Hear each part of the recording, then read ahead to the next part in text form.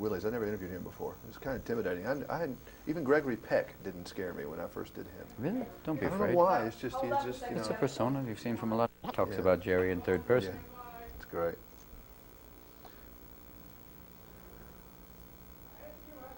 And you have speed. Robin, I need a funny interview, but it's not a funny movie, so I guess we're going to be dull and boring, or what are we doing? No, we don't. We can talk about it. All right. Welcome to Club Medicated. Verbally talking about incredible things. We're bowling for medication. Our first guest, a manic depressive bowling for Valium. We'll be taking you right through. Helen, you're up. No. Well, come on. Take Doctor, anything I you need need. some help on this, Doctor. I was a little intimidated by Robert De Niro interviewing him a minute ago. Yes? Was that bad?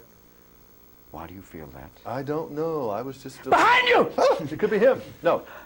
Were you a little bit weirded out when you first... Because there's a lot of pressure on this guy. He's great. Yeah, because of you said certain characters you've seen makes you go, I'm not looking at you. Yeah. I didn't look at you. So I'm not looking at you. It's okay. That precedes it. Because if you create a character as powerful as he has, not just once, but 4 or 5 times, frightening characters, those characters that, you know, really have an impact, that people have, you know, asked Mr. Hinckley. I liked the movie.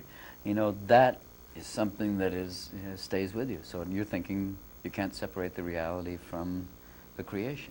So when you did your first serious scene with this guy, was it a little unnerving for you? No, it's not unnerving because he's basically in a comatose state. That's true. That gives you a certain running start about you're not going to be too afraid of someone like this. Yeah. I mean, I know he's a friend, but I got to know him better from this, which is interesting. It is unnerving. I could understand why some people, I say, it's all right.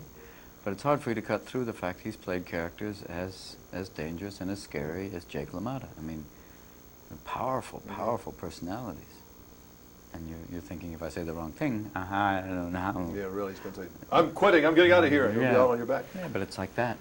You're getting really good, obviously, at this serious business. I mean, we know you're funny, but I mean, Serious business. I mean, you will get an Academy Award nomination, or you should, for this. You never know. You got it for Dead Poets Society. That's I mean, a good thing. You know, you're doing great in the serious world.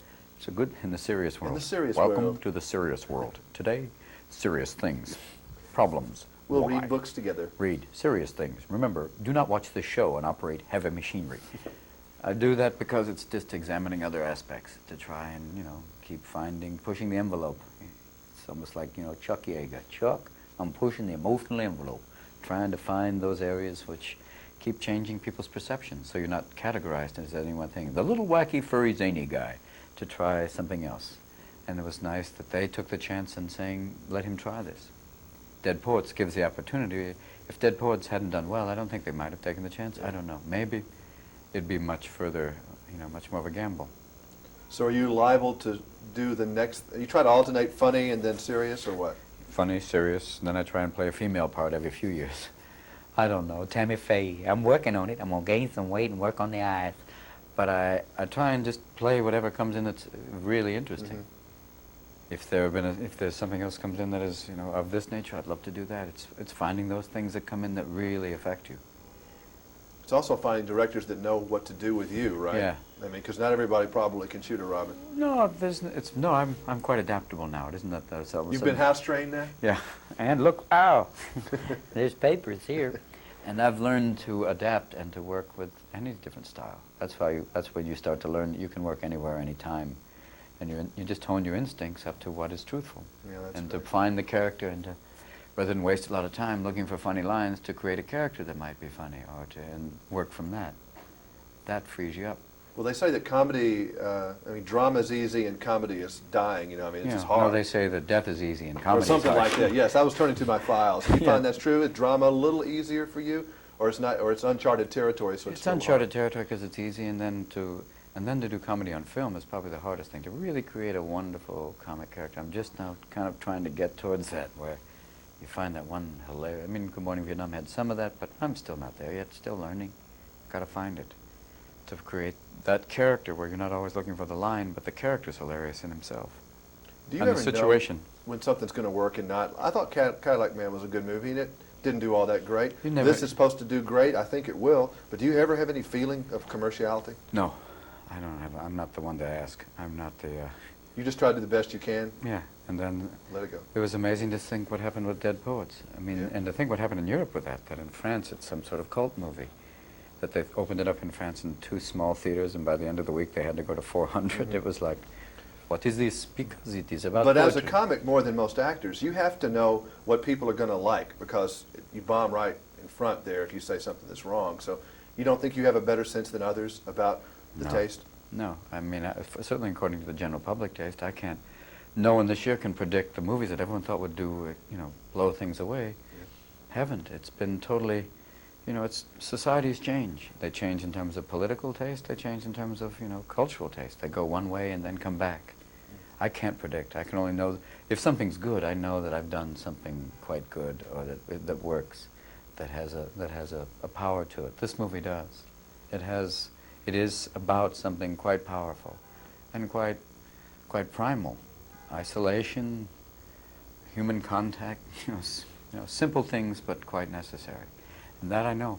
Will it sell? I haven't got a clue. I don't know. Is it too depressing for people? It is about something that is depressing in some ways, and sad, and very moving, but at the same time very exhilarating. It's like meeting Lillian or any of the real patients. You initially are struck by, God, why did this happen to them? But the next thing you're struck by is their incredible force of will. Whether it's the anger being afflicted by that, but also this incredible lack of self-pity that allows her to say, how do you comb your hair? By just keeping the brush here. That, or the woman who laughed her ass off and said, I had a wonderful day today. I went to the bathroom by myself. And she laughed, this outrageous laugh that just shines out. That's about the human spirit. That's about that they recognize. That's the real substance of life, really. When you come across these people, they're so powerful. And and here you go, basically you're farting away our lives doing certain things and worrying, oh gosh, honey, my career. Your career seems very trivial when they're people, they're basic. The miracle for them is getting from here to there. That puts it all in perspective. I was making a list of your characters in improv, and they're pretty strange. It's really weird. I mean, Brando, John Wayne, Einstein, Jesse Helms, Chico Marx, rednecks, and Nazis. I was thinking about if you ever had a meeting of all these people to discuss the economy, that would be would be kind of like a round table at the White House. I believe over a period of time, William F. Buckwheat, which is another character. William F. Buckwheat. Let me ask you. You think about different things the characters. I mean, I don't do like characters like some people do. Like Eric Bogosian does incredible characters. These are just flashes, snippets of people, almost like pencil sketches, people that you see on you're thinking what's happening with John Gotti right now. You're thinking, what happened? You want to solve the problem? Send him to Hussein. All of a sudden, bingo, he gives him up. He negotiates a settlement like that. How you doing, Saddam? Bingo, he's got a good suit and he gets out of Kuwait. Wow, boom. That's the solution. You don't know what I'm saying, okay? To live crude, pump up the oil. That's what it's about. It's a whole thing. We must deal with these things. One quick way to solve the solution Middle East is the Ray-Ban ban. Lose the sunglasses, no one going to fight. You can't look good then. You have to have on the good glasses to go out. Very good. Very good. And you have one other quick question. Yeah. Is it Ringo Starr or Yasser Arafat? I ask you later. I don't know. Let's see. Hello. Hello. I still want to hear you. Very good. I'm here. Yes, baby. Am I still